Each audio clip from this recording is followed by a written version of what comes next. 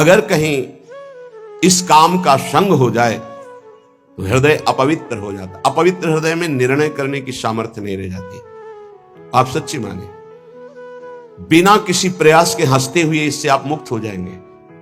बस केवल अधीनता स्वीकार कर लीजिए अंदर से। अब जो कहां करें हम सोई, आयस लिए चले निज दासी। हमारी मनमानी बिल्कुल ना हो तो बिल्कुल हर दोष से आप मुक्त हो जाएंगे। हर दोष से, कोई दोष ऐसा नहीं जो गुरु कृपा से नष्ट ना हो जाए। और ये गुरु कृपा से ही नष्ट होते, पक्की भाई बात समझ लो, गुरु कृपा से ही नष्ट होते। जब हम मनमानी चिंतन उसको छूट देते हैं तो बाहरी क्रियाओं को नहीं रोक सकते। इसलिए सबसे प्रार्थना करते हैं, बार बार लाखों बार कहा है कि खाली मत रहो। राधा वल्लभ श्री हरिवंश, राधा वल्लभ श्री हरिवंश, राधा वल्लभ श्री, इसको चलाओ अंदर। खाली रहोगे चिंतन बिगड़ेगा, चिंतन बिगड़ेगा, क्रिया बिगड़ेगी, सब बिगड़ जाएगा। कई बार कहते हैं नेत्रों को संभाल के रखो। बार बार समझाने पर भी क्या तुम नेत्रों से चंचलता करके प्राप्त कर लोगे? तुम्हें कुछ मिलने वाला है? मन मलिन करोगे, बुद्धि मलिन करोगे, इंद्रियां मलिन करोगे। सावधान, ये बचाव पक्ष की बात कह रहे हैं। ये गुरुजन जो अनुभव की बात कहते हैं उसको मान लीजिए। आप समझते हैं कि हम छुप करके किसी को देख रहे हैं, वो आप किसी को नहीं देख रहे, आप अपने को मलिन कर रहे हैं। आप एकांत में मोबाइल आदि से कुछ देख रहे हैं, ये आप अपने को मलिन कर रहे हैं। किसी से डरने की जरूरत नहीं है। डरो अपनी वृत्ति बिगड़ने से तो आप ठीक हो जाओगे। बाहर किसी से डरोगे तो एक दरवाजा बंद है, कोई नहीं है, नहीं देख रहा, यहां कोई सीसी कैमरा भी नहीं, कोई नहीं देख रहा। लेकिन जिनकी आराधना कर रहे हो वो तो देख रहे हैं। तुम्हारी वृत्ति तो गंदी हो रही। तुमको डरना अपनी वृत्ति सुधारने के लिए, किसी का डर नहीं, कोई डर नहीं। अगर आप स्वयं से नहीं डरोगे तो फिर किसी का डरा काम भी नहीं करेगा। स्वयं से डरो, स्वयं साक्षी बनो। हमारी वृत्ति बिगड़ रही है, हम अपनी वृत्ति को नहीं बिगाड़ेंगे। अलमलमि यूषित गर्दभी संगरंगे रलमलमि वित्तापत्ति विद्या यशोभी। श्रीपाद कह रहे यदि आप नाम जप नहीं करते, भगवान से विमुख हो, तो जितनी भी संपत्ति हो सब विपत्ति बन जाएगी। बहुत खास बात है सत्संग की। यदि आप भजन नहीं करते, भगवद आश्रित नहीं हो, तो जितनी संपत्ति वो विपत्ति बन जाएगी। कैसे बन जाएगी? आपके आचरण ऐसे होंगे, आपका चिंतन ऐसा होगा, उनका जो फल आएगा वो आपके हृदय को अशांत कर देगा, वो भारी दुख प्रदान करेगा। भजन कर रहे हो तो विपत्ति भी संपत्ति बन जाएगी। वो परम नाम रूपी धन भगवद आश्रय विपत्ति प्रदान करती, ध्यान रखना। जिसका कोई आश्रय भरोसा नहीं रह जाता, सीधे भगवान की शरणागति होती है, विपत्ति में कोई साथ नहीं देता। बलिहारी उस विपत्ति की जो सीधे शरणागति प्रभु की कराती है। और जब नाम जप होता है विपत्ति में, तो सबसे संपत्तिवान वही जिसके पास नाम रूपी संपत्ति है। कह रहे वो संपत्ति विपत्ति है जो भगवत विस्मरण करा दे, वो विपत्ति संपत्ति है जो भगवत स्मरण करा दे। बलिहारी उस दुख की जो भगवान की याद में तन्मय कर दे। ये बात संसारी वृत्ति रखने वालों के समझ में नहीं आएगी। विद्या यशोभी, मुझे विद्या नहीं चाहिए, बहुत ही बाधक है भगवत प्राप्ति में। कोई कहेगा विद्या भगवत प्राप्ति में बाधक कैसे हो सकती है? क्योंकि वो विद्वान है तो शास्त्रों का ज्ञान है। हाँ, यही बात है। बस विद्या का अभिमान आ गया, शास्त्रों के ज्ञान का अभिमान आ गया, अब तत्व बोध तक नहीं पहुंच पाएगा। भगवत प्राप्ति में भारी बाधा श्री भगवत ऋषि जी महाराज के। विद्या, पहले विद्या शब्द का उच्चारण किया। विद्या रूप महत्व कुल धन जोबन अभिमान, छठ कंटक देखे जहां रहे न भक्त निदान। तभी भाई जी महाराज श्री हनुमान प्रसाद पोद्दार जी कहते हैं कि हमें बुद्धिहीन बना दो हे भगवान। भगवान इस बुद्धि को बंद कर दो, बड़ी चंचल, बड़ी तार्किक, बड़ी अपने को प्रवीण समझने वाली। नाथ इसे केवल अपने चरणों में बैठाल दो, पंगु कर दो। यशोभी ही, मुझे यश नहीं चाहिए। अब जब यश प्राप्त होने लगता है तो भगवत चिंतन, भगवत प्रसन्नता की जो वृत्ति थी वो लोक चिंतन और लोक प्रसन्नता में बदल जाती है। ये समाज कैसे कितना जुड़े, कितना बढ़े, ये समाज कैसे प्रसन्न रहे। प्रसन्न रहने का मतलब भगवत भाव से नहीं, हमारे अनुकूल बनी रहे। यशोभी, मेरा यश गान होता रहे। बहुत बड़ा ये दोष उत्पन्न हो जाता है भगवत मार्ग के पथिक के जीवन में जब यश की प्राप्ति होती है। अगर गुरु कृपा ना हुई तो यश ये आखिरी खाई गिरा देता है उसको। प्रतिष्ठा कैसी? बोले सुकरी विष्ठा की तरह देखे, गौरव घोर रौरवम, संतों की भाषा है। साधु अपनी प्रतिष्ठा को क्या देखे, सूकरी विष्ठा किसी काम की नहीं। गौरव, मुझे लाखों प्रणाम करते हैं, बोले घोर रौरवम, ये घोर रौरव नरक के समान इसको समझो। जो यश कीर्ति प्रतिष्ठा मान सम्मान प्रिय लगने लगा तो बड़ी ऊंचाई से नीचे गिरने में धम्म से देर नहीं लगती। सम्मानम कल्यात घोर गरलम, ये सम्मान घोर विष है। नीचा अपमानम सुधा, नीच पुरुषों द्वारा किया हुआ अपमान अमृत के समान है, ऐसा मानो। रात दिन राधा मुरली मनोहर का भजन करो। ये विचित्र माया भगवान की, नहीं चाहिए मुझे यशो भी। श्रीपाद कह रहे अलमल भी नाना साधना या सदुखई, मुझे नाना प्रकार के साधनों में दुख नहीं उठाना। तो क्या करना चाहते हो आप? भवत भवत वृंदारण्यमाश्रित धन्याहा, मैं बार बार कहता हूं धाम के आश्रित होकर राधा राधा राधा और युगल सरकार की सेवा बस। मुझे और किसी साधन में समय व्यर्थ नहीं करना, नहीं भटकना।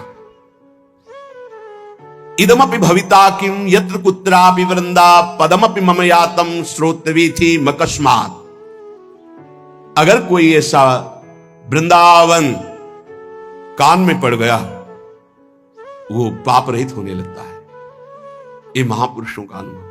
प्रियाजू का प्रिय धाम, ये चिदानंद है वृंदावन। ये नाम स्वयं प्रियालाल वृंदावन वृंदावन गाते हैं। बड़ा पावन शीघ्र हृदय को करके, पावन करने वाले तो बहुत से तीर्थ हैं, लेकिन पावन करके प्रेम प्रदान करने की सामर्थ्य वृंदावन में है। कह रहे वैकुंठ कोटि कोटि प्रगुणित मपि नो यद्रजो लेश मात्रम प्रोन्मीलत सौभगर्धे लवमपि लभते शुद्ध भावोज्ज्वलाया। करोड़ करोड़ वैकुंठ वृंदावन धाम की रज की समानता नहीं कर सकते। क्यों? क्योंकि वैकुंठ में ऐश्वर्य वैभव है, वो वृंदावन की रज उज्जवल महाप्रेम भाव प्रकाशित कर देती है।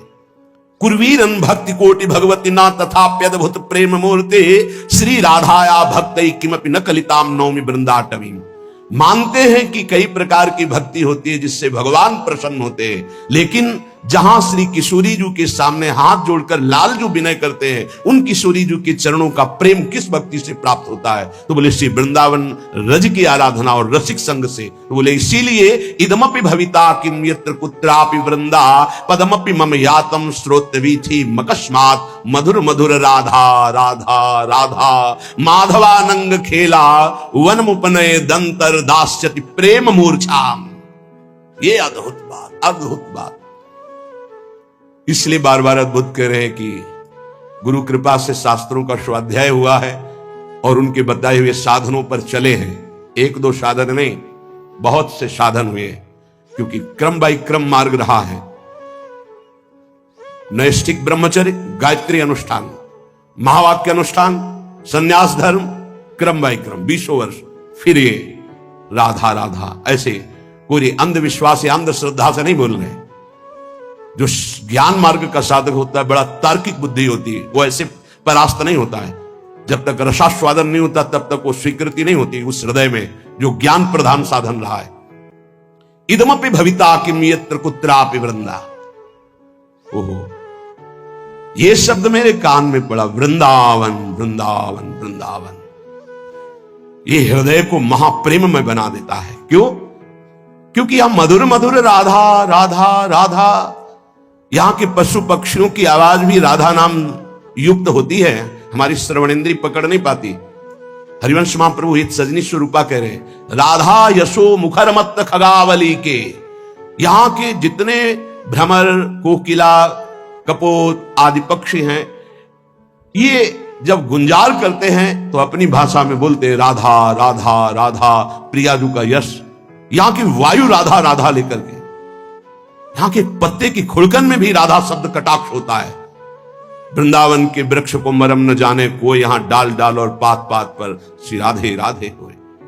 मधुर मधुर राधा राधा राधा। इस जो राधा नाम जपने के लिए जिनको हृदय में भाव आया, मानो श्री कृष्ण बरस पड़े, भगवान बरस पड़े उसके ऊपर। जिसकी जिह्वा से राधा राधा और वृंदावन पर श्रद्धा, तो बोले युगल सरकार की प्रेममयी जो लीला है, जिस लीला का एक भी क्षण हृदय में प्रकाशित हो जाए तो बोले प्रेम मूर्छाम, वो प्रेम विकल हो जाए, मूर्छित हो जाए। ऐसे युगल सरकार की दासता प्राप्त होती श्री धाम वृंदावन का आश्रय, रज का सेवन, रसिकों का संग। ये दुर्लभ उपासना है जो वृंदावन रस की है। इसीलिए सुसुख वांछा जहां तक है मोक्ष तक, वहां तक का त्याग होता है यहां के उपासक में। पर इतनी सरलता से त्याग हो जाता है कि जैसे एक छोटे से बच्चे से पूछो, वो कुछ नहीं जानता, बस इतना बोलने के लिए उसके हृदय में हिम्मत है, हमारे माई श्यामाजू को राज, बस श्यामाजू संभाल लेंगे। एक छोटा बच्चा है, एक दिन उनका एक बोल रहे थे, नंद के लाला की जय। तुम्हें बोलना पड़ेगा तो क्या बोलोगे? बोले श्री जी की जय। बहुत ये बात कहां से आई? इस रज के प्रभाव से, रसिक संग से। श्री जी की जय तो लालजू भी बोलते हैं, निकुंज में महारानी जी की जय तो लालजू भी बोलते हैं। ये बाहर के नहीं जान पाएंगे, ये महल है, ये प्रेम का वैभव है, ये प्रेमी जनों के द्वारा ही जाना जाता है। इसलिए अहो भाग्य, हमें वृंदावन की रज का सेवन करने को मिल रहा है, राधा राधा बोलने को मिल रहा है। हमें अन्य की तरफ अब नहीं दृष्टि डालनी है, हमें अपने मार्ग को पहचान कर चित्त का समाधान करके आश्रित होकर के उसमें डूब जाना है। जो रसिक संघ है, पूज्यपाद श्री उड़िया बाबा जी महाराज, इनके दर्शन मात्र से, इनके ऐसे परमाणु हैं, वो हमारे हृदय में आकर के प्रियालाल के प्रेम का आकर्षण करते हैं। बड़ी सूक्ष्म बात है।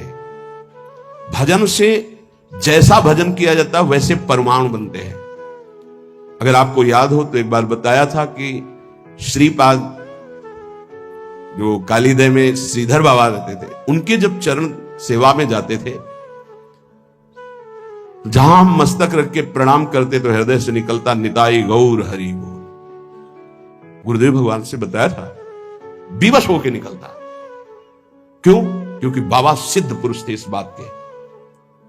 चरण चापते तो कृपा से मंत्र अपना चलता, लेकिन जब मस्तक झुका के उनके चरणों में रखते तो हृदय से निकलता निताई गौर हरि गौर। तो कह रहे हैं कि जब रसिक का हम दर्शन करते हैं, संभाषण करते हैं, तो सबसे बड़ा लाभ मिलता है, उनके परमाणु हमारे अंदर आते हैं। जो हमारा परिवर्तन होता है उनके परमाणु से, उनके वचन से परमाणु आते हैं। उनकी दृष्टि शक्तिपात में, दृष्टि से शक्तिपात, वचन से शक्तिपात, संकल्प से, स्पर्श से ऐसे महापुरुष जन लोक कल्याण, जगत कल्याण करते हैं। प्रत्यक्ष में भगवत भक्तों के दर्शन से, उनके श्रीमुख से निकले हुए वचनों के श्रवण से और मनन से स्वाभाविक प्रभु में प्रीति होने लगती है। विश्वास करो, महापुरुषों के वचन है। देखो ये सिद्धांत देखो, भगवान ने सृष्टि रची और सबके हृदयों में बैठ गए। जो जैसा कर्म कर रहा है उसका सुख दुख का वो भोक्ता बने, भोगे। भगवान उसमें कोई सहयोग नहीं करते। कर्ता भगवान ने संपूर्ण सृष्टि रच दी, दो विभाग कर दिए, ये पाप कर्म है इसे मत करना, ये पुण्य कर्म है इसे करो। ये भागवतिक कर्म है जो पाप पुण्य दोनों से आपको बचा लेगा, और आप शांत बैठे, आप करो और भोगो। लेकिन भक्त का संग ऐसा नहीं होगा। भक्त शांत नहीं बैठेगा कि जो करना है करो और भोगो, नहीं। वो जरा सी तुम श्रद्धा कर ली तो जबरदस्ती तुमको संसार से छुड़ाकर भगवान से प्रेम करा देगा। इसीलिए मोरे मन प्रभु से विश्वासा, राम ते अधिक राम कर दासा। इसलिए भगवान उस पर विशेष कृपाल होते हैं जिसे भक्त का संग मिल जाता है। अगर कहीं उनका स्पर्श मिल रहा है, जूठन मिल रही, चरण रज मिल रहा है, चरणामृत, वचनामृत, अब आपके कल्याण में संशय है। अगर संशय है तो विश्वास की कमी है, नहीं तो नाचना चाहिए। जब गुरुजनों का उच्छिष्टामृत आता है तो रोना आता है कि कैसी अहेतु की कृपा है, उनको क्या, पर वो अपना उच्छिष्ट में दे रहे हैं। अहेतु की कृपा, अहेतु की कृपा। जिससे आया कि महाराज जी ने राजभोग का उच्छिष्ट भिजवाया है, बस ऐसा लगता है कि केवल अहेतु की कृपा, केवल कृपा ही कृपा। कृपा ना होती तो क्यों अपनी तरफ से। अब हमें कोई परम पद चाहिए, अब हमें कुछ मिलना बाकी है। जब हम उच्छिष्ट का पान कर रहे हैं, उनकी चरण रज के आश्रित हैं, कुछ नहीं चाहिए, कोई हमें पदवी, कोई फल नहीं चाहिए। बहुत बड़ा फल मिल गया, मेरे गुरुदेव प्रसन्न है, मुझे उच्छिष्ट मिल रहा है, बस। गुरु प्रसन्न तो साहब अनुकूला, मेरे साहब मेरे आराध्य देव अनुकूल है, इसलिए ऐसा है। मिटी सकल कल्पित भय सुला।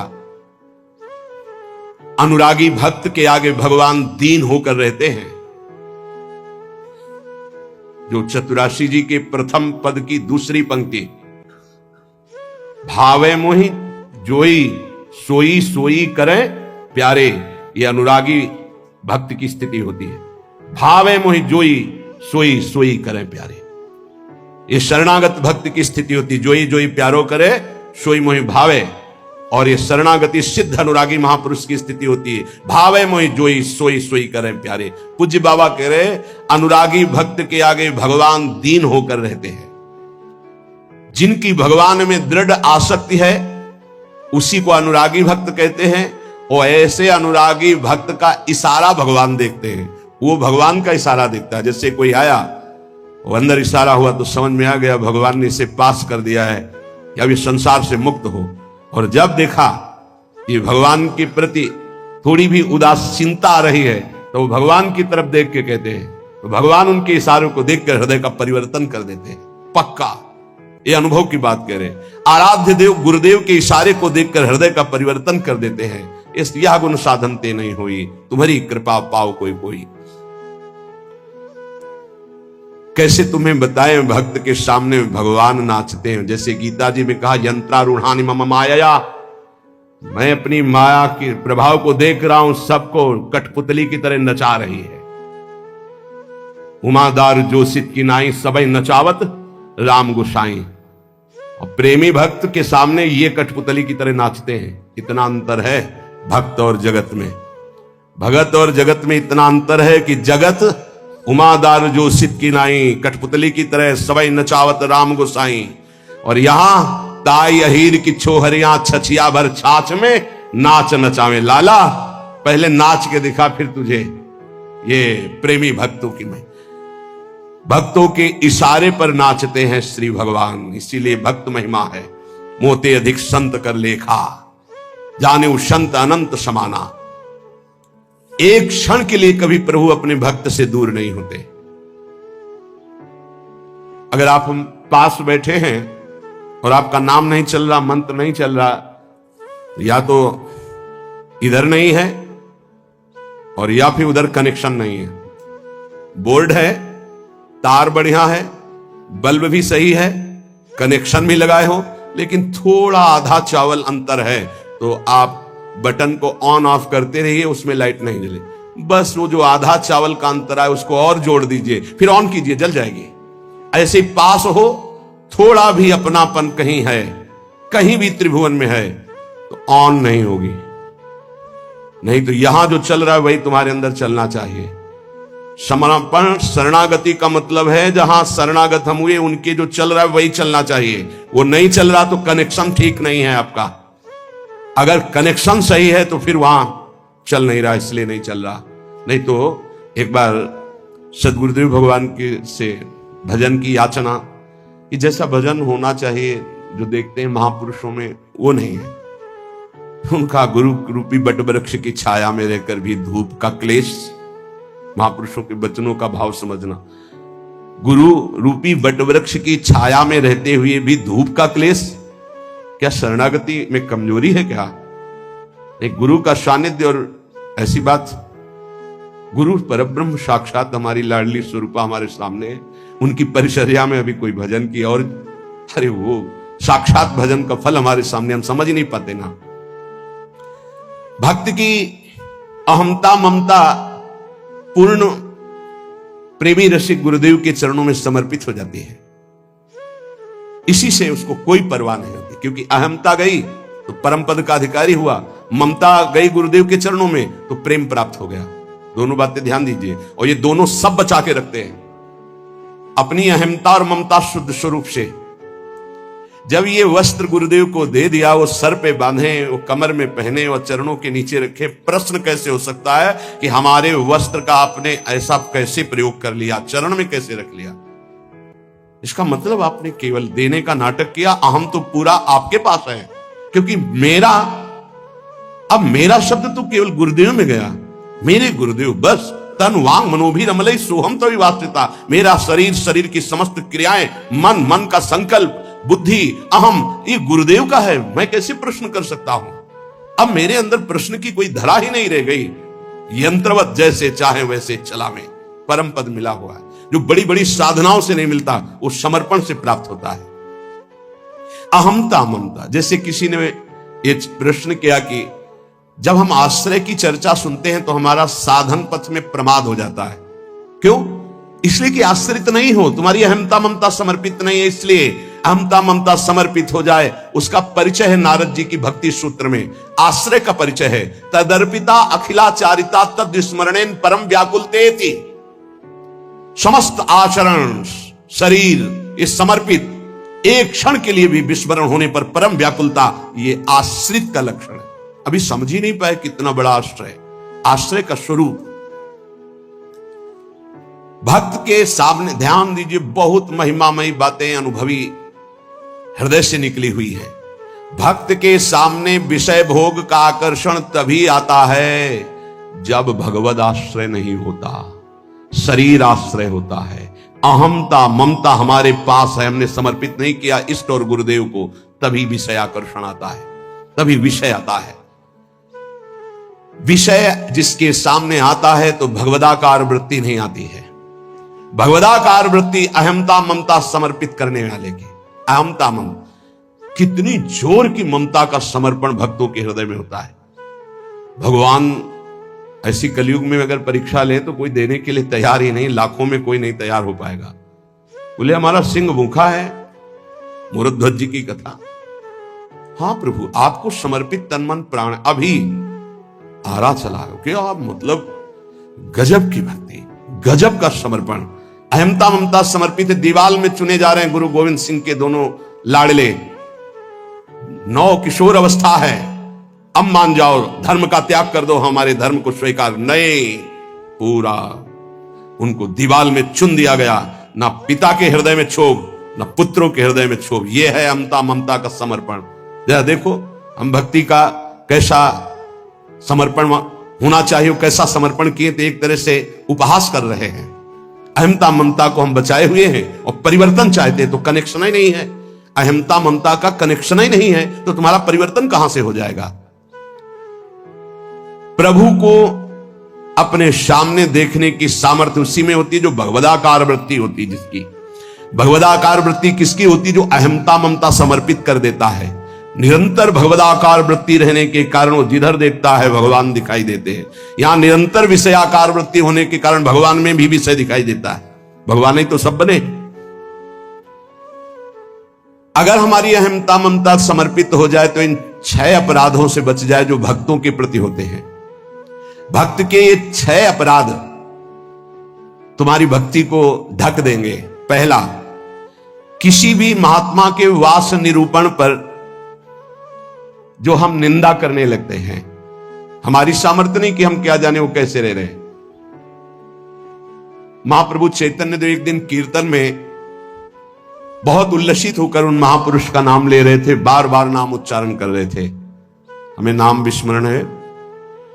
बहुत सुंदर पोशाक महंगी महंगी पहनते थे, पान पाए, इत्र लगाए, फुलेल केशों में सजाए। बहुत वर्ष हो गए पहले चैतन्य महाप्रभु के पावन चरित्र का पठन किया था, इसलिए स्मृति नहीं उनका नाम, उनके नाम का। पुंडरीक विद्या, हाँ यही नाम पुंडरीक विद्या। तो गदाधर आदि जो भगवत महाप्रभु के पार्षद थे, उन्होंने सोचा कि जब महाप्रभु भाव में ऐसा उनका नाम उच्चारण कर रहे हैं तो कोई वीतराग बड़े परमहंस महापुरुष होंगे, चलो उनके दर्शन करने चलते हैं। तो पता चला कि अमुक जगह वो आए हुए हैं। वहां तो देखा बहुत सुंदर पलंग, दुग्ध फेन जैसा, ऊपर से गद्दे के ऊपर चद्दर और गिरदा लगे हुए हैं, और केस जो फुलेल से ऐसे सुगंध आ रही, पान खाए। तो गदाधर जी के मन में आया कि इतना विलासितापूर्ण जीवन और ये भगवत भक्त हो सकते हैं। संशय हुआ तो एक जो महाभागवत साथ गए थे तो उन्होंने भगवान श्री कृष्ण की रूप माधुरी का भरा हुआ श्लोक गान किया। जो ही श्लोक सुना हुंकार मारी और धूल धूसरी, हा कृष्ण हा कृष्ण। और वो सब जो अब उनकी समझ में आया कि अरे महाप्रभु जो बोल रहे थे परम सत्य, वो प्रेम के अष्ट सात्विक भाव संवरण होना मुश्किल हो गया। अश्रुधारा नाक में रही, धूल धूसरी थी। गदाधर जी ने चरण पकड़े और कहा मेरे से भारी अपराध बन गया। ऐसे महापुरुष के बाहरी स्वरूप को देखकर हमारे अंदर अश्रद्धा हुई थी, दोष दर्शन हुआ था, क्षमा चाहता। कैसे क्षमा हो? तो शिष्यत्व स्वीकार किया था। चरित्र में ऐसा पढ़ा। किसी भी भक्त या महात्मा के वास निरूपण, वेश निरूपण की अगर वृत्ति आपने की तो अपराध बन जाएगा। अरे ये तो ऐसा, इनको तो ऐसा होना चाहिए, इनको तो ऐसी जगह रहना चाहिए, इनको तो ऐसा नहीं। कुछ महापुरुषों की स्थिति होती है, कुछ तो उस स्थिति का दंभ करते, कुछ स्थिति होती है। हम क्या जाने कौन स्थिति में कौन दंभ कर रहा है। जिनके वचन श्रवण से, दर्शन से, संभाषण से हमारे हृदय में भागवतिक परमाणु उदय होते हैं, उन महापुरुषों के चरणों की वंदना उनकी वाह स्थिति पे नहीं देखते। हो सकता है सोने चांदी के सिंहासन पर बैठे हो, छत्र हो, चमर डुल रहा हो, और स्थिति ब्रह्माकार है, स्थिति भगवदाकार है, कैसे पता चलेगा। परशुराम जो आचार्य जी थे, उनके आश्रम के बाहर लिखा था, माया सगी न तन सगा, सगा न ये संसार, परशुराम ये कह रहे सगा सुसिरजन हार। एक लंगोटी लगाए, लौकी की कमंडल लिए और भारी वैराग्य वृत्ति के अंदर गए और कहा, ये श्लोक किसका लिखा हुआ है, दोहा। तो उनका गुरुदेव का कहां है, तो गए देखे गिरदा लगा हुआ, छत्र लगे हुए परशुराम देवाचार्य जी महाराज। तो उनका, महाराज आपका श्लोक लिखा हुआ है? बोले हाँ। तो बोले केवल लिखा हुआ है या है आप में? क्योंकि उनको गर्व था कि मैं लंगोटी लगाए लौकी का, और ये तो वैभव संपन्न महात्मा है। तो बोले लिखा है माया सगी न तन सगा, सगा न ये संसार। आपने कहा सगा जो सृजनहार, हम तो सब माया ही देख रहे हैं। उनका आपका इशारा क्या है? बोले जब सृजनहार सगा है तो फिर माया क्या? बोले चलो आपने समझा दिया, बड़ी कृपा, चल दिए। बोले कहां चल दिए? बोले जहां ले चलो आप। स्थिति प्रज्ञ महापुरुष थे। चल जब 10-12 किलोमीटर चले तो बोले भिक्षा का हमारे समय हो रहा। तो बोले परशुराम देवाचार्य ने आज तक कभी हाथ नहीं फैलाया, आकाश वृत्ति पे हम रहते हैं, प्रियालाल जैसी व्यवस्था करते हैं उसके अनुसार रहते हैं। बोले हम तो भिक्षा वृत्ति से रहते। बोले जाओ मांगने। बोले आपके लिए भी ले आवे, कभी किसी का सहयोग नहीं चाहा, केवल सीधे प्रियालाल से आप अपने लिए लाइए और पाइए, और जहां आपकी इच्छा वहां ले चलिए। वो गए भिक्षा लेने, वो जंगल के एक जगह बैठे हुए थे, तो वहां से राजा की सवारी निकली। देखा परशुराम देवाचार्य उतरे, साष्टांग दंडवत। महाराज यहां कैसे? प्रभु की इच्छा। बड़े सौभाग्य कि हम तो भगवान की असीम कृपा मानते हैं कि आपके दर्शन। हमारी इच्छा है कि हम कुछ राजभोग तैयार करवाते हैं, जैसी हरि की इच्छा। देर न लगी, वहां रसोईया लग गए, कढ़ाइयां। महाराज अगर यहां विश्राम करें, बस इशारा हो जाए तो जैसी हरि इच्छा। खुदाई शुरू, आश्रम निर्माण की नींव के लिए खुदाई शुरू, कढ़ाई चढ़ गई, बनना शुरू हो गया। वो संत आए 1 घंटे बाद, वहां देखा। बोले यहां क्या हो रहा है? बोले यहां आश्रम बनेगा, ये रसोई बन रही। तो उनका महाराज ये क्या लीला है? तो बोले तुम जिस वैराग्य के अहम वृत्ति को धारण किए हो, उस अहम वृत्ति का त्याग करो। वैराग्य का तात्पर्य होता है राग रहित, स्पृहा रहित होना। वो चाहे असंख्यों के वैभव में बैठा है, लेकिन राग और स्पृहा रहित है। अगर एक लंगोटी का भी राग है, लौकी के कमंडल का भी राग है, शरीर का भी राग है, वो रागी है, वो वीतरागी नहीं है। वीतराग की स्थिति को समझना बड़ा कठिन। दत्तात्रेय जी महाराज से यही पूछा कि आप कोई कर्म नहीं करते, कर्म ना करने वाले को विषय नहीं मिलता, और विषय सेवन ना करने से ऐसा स्वास्थ्य कैसे हो सकता है आपका? तो उनका मैं अखंड प्रसन्न रहता हूं, इसलिए ये भोगों से स्वस्थ नहीं हूं, मैं अखंड प्रसन्नता को प्राप्त। कभी राजमहलों की राजसैयाओं पे शयन करता हूं, तो कभी राख की ढेर पर शयन करता हूं, कभी बड़े बड़े राजाओं से सम्मानित होता हूं, तो कभी फुटपाथ में लेकर अपमान को भी प्राप्त करता हूं। मुझे न सम्मान न अपमान, किसी का प्रभाव नहीं। इसलिए किसकी क्या स्थिति कैसे जाना जा सकता है? तो हम किसी का वास निरूपण आदि, वेश निरूपण आदि करके किसी की निंदा करेंगे तो पता नहीं कितना महाभागवत है, हमसे अपराध बन जाए। दूसरा ज्ञान निरूपण। कुछ संत भगवान ऐसे होते हैं जो कुछ नहीं बोलते, और इनको कोई ज्ञान तो है नहीं, कुछ बोलना तो आता, क्या बोलना ही कोई साधुता है क्या? पता नहीं उसकी कितनी ऊंची स्थिति है, कैसे कोई जानेगा? इसलिए किसी संत के रूप में विराजमान जो भगवान हैं, उनके ज्ञान निरूपण करके निंदा न करें। इनको कुछ नहीं आता। आजकल यही है, केवल बुद्धि की धरा से देखा जाता है। अरे वो तो बोल नहीं पाते हैं, वो तो महापुरुषों की स्थिति को जानना कोई महापुरुष ही जान सकता है, दूसरा नहीं जान सकता। इसलिए ये अपराध न करे कभी कि किसी के संत के ना बोलने से ये समझ जाए कि अरे इनको कोई ज्ञान नहीं है। भला ये क्या जाने शास्त्र की बातें, पढ़े लिखे तो लगते नहीं हैं। पढ़ा लिखा होना भी बहुत सौभाग्य का विषय है और कहीं कहीं दुर्भाग्य का विषय है। तो एक आए थे, इतने कागज में उनकी डिग्रियां केवल उनके शिष्यों ने भेजी थी कि हमारे गुरुजी दर्शन करने आ रहे हैं। तिरुपति बालाजी से विद्वता की मूर्ति, साष्टांग दंडवत और क्या क्या भगवत प्रसादी, वो ऐसे लग रहे थे कि एक शब्द नहीं आता। मतलब बड़े बड़े शंकराचार्यों को पढ़ाया था उन्होंने, उनकी और शिष्यों ने जो दिया था उसमें दिखाई दे रहा। बड़े बड़े शंकराचार्यों को उन्होंने विद्या पढ़ाई थी।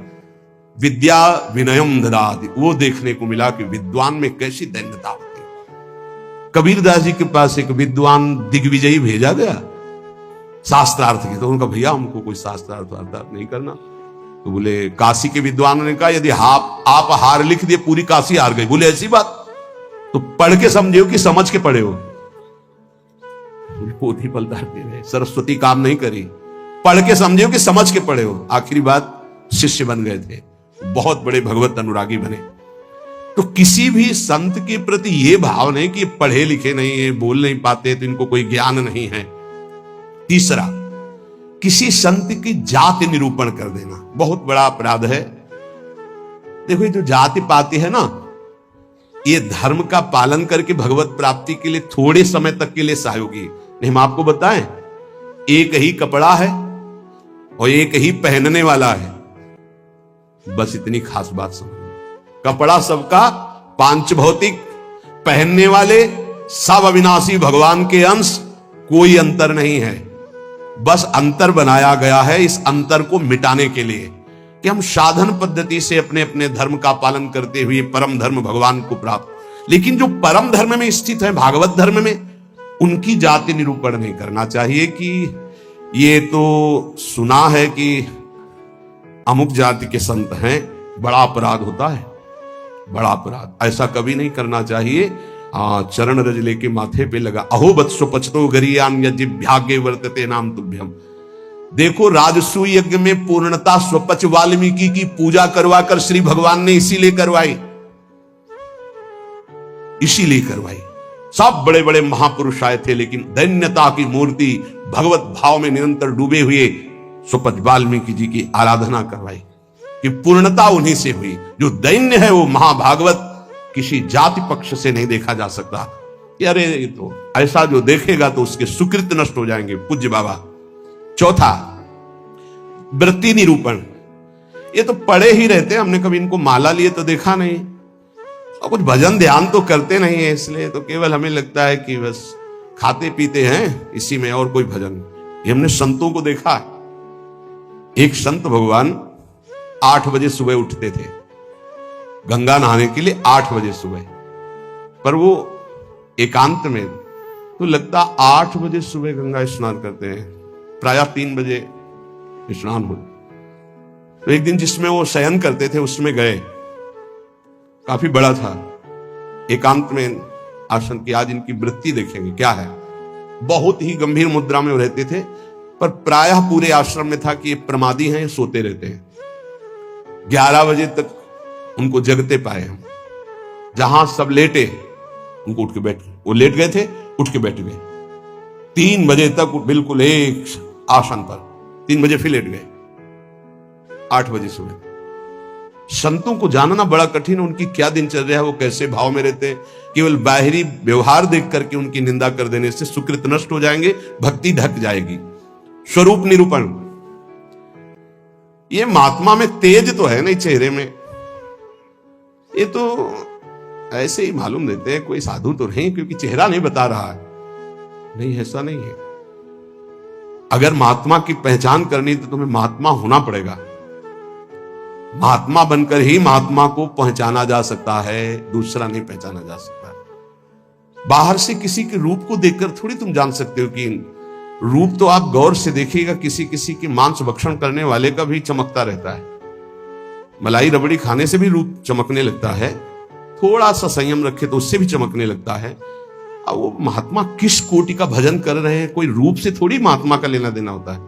अब श्रीधर बाबा की छवि जब लगे तो आप देखना लंगोटी है और हड्डी हड्डी दिखाई दे रही, गाल चिपकी हुई, आंखें धसी हुई, आपको पता खुद देखे हुए हैं कि 24 घंटे भजन में मगन।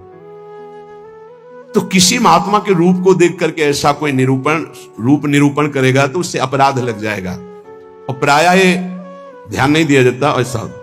धातु निरूपण, भगवत विग्रह पाषाण का है कि ये धातु का है, सामने पूछे ये पत्थर के भगवान है कि इसमें अष्ट धातु के, घोर अपराध बुद्धि।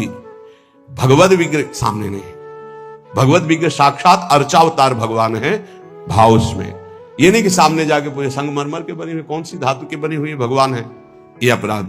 धातु निरूपण भगवत विग्रह या भगवत भक्त के पास, जैसे वैराग्य में धातु स्पर्श निषेध किया गया है, या तो सन्यास में नारियल का पात्र और वैष्णव जनों में रज का पात्र, धातु के पात्र के प्रयोग का निषेध है वैराग्य में। लेकिन जो महापुरुष हैं, मान लो उनको सोने की उथाली में पा रहे हैं, उनकी क्या स्थिति है। अब हम देख करके अपने वैराग्य का वहां भाव थोपे, वो स्थिति उनकी क्या है, वैराग्य का भाव थोपे तो फिर अपराध बन जाएगा। किस स्थिति में कौन महापुरुष है जानना मुश्किल है। सबको भाव से नमस्कार करके हम अपने भाव को सुरक्षित रखते हैं। तो वास निरूपण, ज्ञान निरूपण, जाति निरूपण, वृत्ति निरूपण, स्वरूप निरूपण, धातु निरूपण। वृत्ति निरूपण में ये भिक्षावृत्ति तो करते नहीं, केवल भंडारा खाते हैं। आपको क्या पता किसकी क्या स्थिति है, वो कैसे। संतों की लीला भगवान जानते हैं या तो वो संत जना दे तो जाने। अपने लोग इसकी परवाह करते हैं क्या? कहीं कौन से अपराध इससे बन जाते हैं जो हृदय को कठोर कर देते हैं। इसलिए शांत। ब्रज में मुझे एक महात्मा मिले थे, उन्होंने मुझे कुछ उपदेश दिए, मैंने उड़िया भाषा में अपनी डायरी में लिखे थे। उन्होंने उपदेश दिए कि अगर ये आपके अंदर भाव आ जाएगा, लक्षण आ जाएंगे, तो आपको भगवान अपनी तरफ से आके दर्शन दे देंगे। बड़े महात्मा थे, तो बाबा ने उड़िया भाषा में अपनी डायरी में लिखा था, उसका हिंदी लिपि में यहां वर्णन है। पहला, भजन करते हुए अपने को सबसे दीन मानना। अपने आप भगवत साक्षात्कार हो जाएगा। भजन करते हुए अपने को सबसे दीन मानना, इससे कोई अपराध ही नहीं बनेगा, कोई अपराध नहीं बनेगा। लिख लेना चाहिए। भजन करते हुए साधक को अपने को सबसे दीन मानना, सबसे आदेश त्रणादपि सुनिचेन। दूसरा, किसी से भी कपट पूर्वक वार्ता व्यवहार ना करना। निष्कपट व्यवहार करने में क्या जाता है? अपने भगवत मार्ग के पति के, चाहे गृहस्थी हो चाहे विरक्ति हो। कपट का मतलब होता है अंदर कुछ और है, बाहर आप कुछ और दिखा रहे हैं। ये नहीं होना चाहिए। जो अंदर वो सीधे बाहर, जो बाहर बोल रहे हैं वही आपके अंदर चलना चाहिए। मोहि कपट छल छिद्र न भावा, भगवान कहते हैं। तो कैसे दर्शन दे देंगे आप कपट पूर्वक व्यवहार करते हैं? निष्कपट व्यवहार, कपट पूर्वक व्यवहार ना करना, ये दूसरा। तीसरा,